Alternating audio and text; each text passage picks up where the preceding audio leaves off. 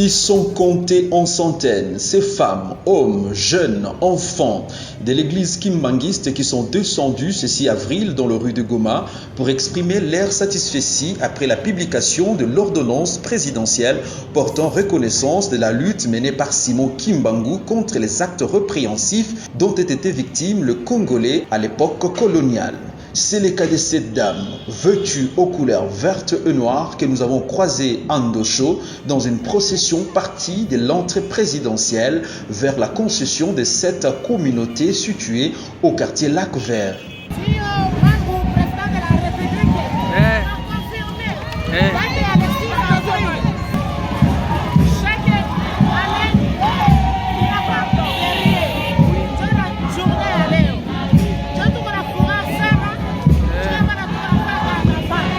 Si la reconnaissance de cette journée est au cœur d'une polémique en République démocratique du Congo au regard de son importance, une autre fidèle de cette même congrégation rappelle que Simon Kimbangu n'est pas seulement une fierté pour la République démocratique du Congo, mais plutôt un modèle pour l'Afrique tout entière. Simon Kimbangu n'est pas seulement pour les Kimbanguistes,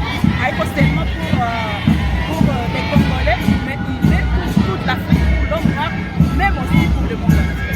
Pendant ces temps, d'autres fidèles en ont profité pour exprimer leur joie à travers la danse et la chanson, revenant sur cette victoire historique. Sous le son de la fanfare, on pouvait attendre ces mêmes personnes chanter en lingala à Longinaye, ce qui veut dire « il a gagné » pour faire référence au couronnement de cette lutte de Simon Kimbangu.